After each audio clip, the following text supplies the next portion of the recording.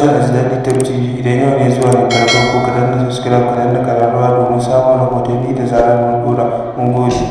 Rigima ta ɓarke tsakanin sha'aban sharada wanda aka mai lakabi da ɗan ƙaramin sauro da shi da kahutu rarara, yayin da ake yi wa sha'aban sharada wasu tambayoyi da ya shafi waƙar da kahutu rarara ya yi mai. Sha'aban sharada an tambaye shi cewa Sha'aban ya fito ya bayyana cewa waƙar da aka mai ta ɗan ƙaramin sauro ta yi daɗi, sai dai amma biyaye ba kyauta aka mai ba, yayin da ya fito ya wallafa ne a shafinsa na Twitter, yayin da yake mai gaya wa mutane da suke tunani ko kahutu rarara waƙar kyauta ya mai. Wayansu 'yan jaridu sun yi wa kahutu rarara tambayoyi, yayin da kahutu rarara ya fito yake cewa da ya bayar sha'aban sharaɗan zai iya ne, daga ƙarshe ya gano tafiyar biri a yashi ne.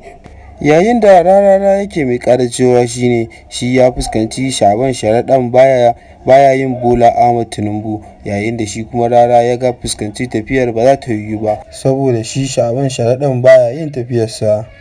To masu sauraro, kar ku manta har yanzu kuna cikin tashar Aji TV. Idan yau ne zuwan ka na farko, ka danna mana subscribe ka danna ƙararrawa domin samun rahotanni da zarar mun samu.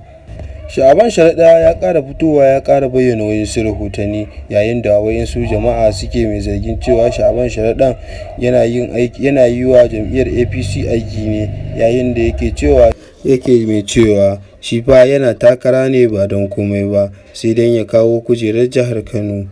Ta gefe guda kuma za mu ji wasu rahotanni daga bakin mai girma shugaban ƙasa Muhammadu Buhari, yana cewa Muhammadu Buhari ya fito ya ce wa ɗan jihar Kano ya karkaɗe ƙuri'arsa domin ya je filin zaɓe ya zaɓi Dr. Nasiru Gawuna, yayin da yake mai wallafa wannan rahoto a shafinsa na Twitter. Ya fito ne Muhammadu Buhari ya wallafa wannan rahotanni. To masu sauraro, kar ku manta har yanzu kuna cikin tashar Aji TV. Idan yau ne zuwan ka na farko, ka danna mana subscribe.